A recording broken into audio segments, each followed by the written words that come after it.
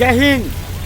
हुतात्मा चौक से फिर एक बार आपके सामने देश हित में, जनता के हित में, मुंबई से रविंद्र जैन।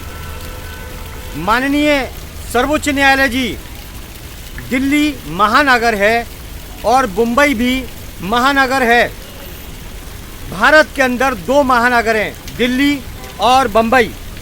माननीय, बड़ा सोचने का विषय है कि सबसे बड़ी धनवान मुंबई नगरी में बीएमसी का बजट हजारों करोड़ रुपए हर साल का पास होता है, परंतु जनता के लिए 25% आता है हाथ में, बाकी 75% किसके पेट में जाता है, कौन कौन खाता है।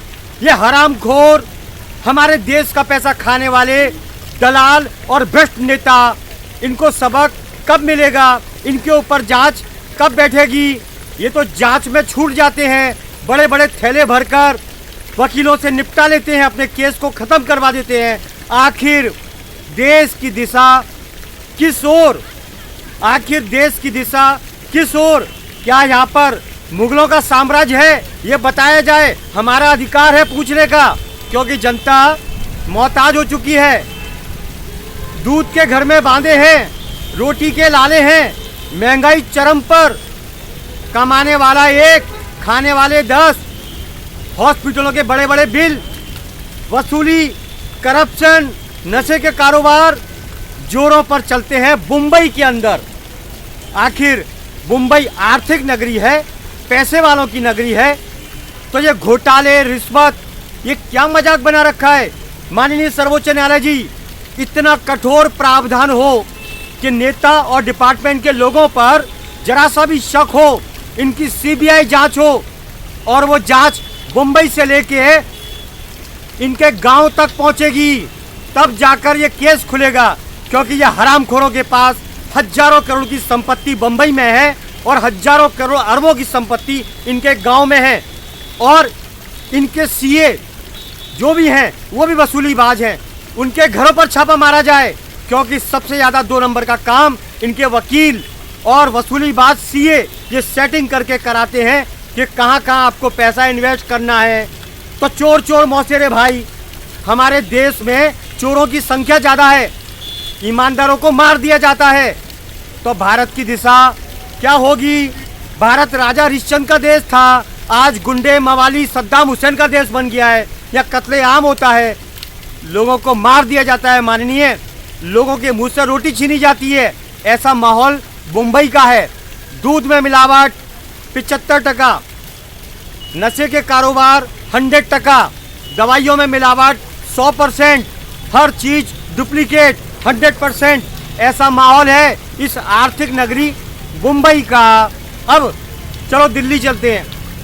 दिल्ली में 200 यूनिट पब्लिक को सहूलियत दी है, कैसा भी इलाज हो वहाँ पर सहूलियत दी है, पढ़ाई सहूलियत दी है, सब कुछ व्यवस्था में सहूलियत में है दिल्ली में।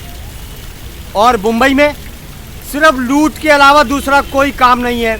नाम खराब करने वाले मुंबई का ऐसे नेताओं को खुले चौराहे पर फांसी लटकाई जाए।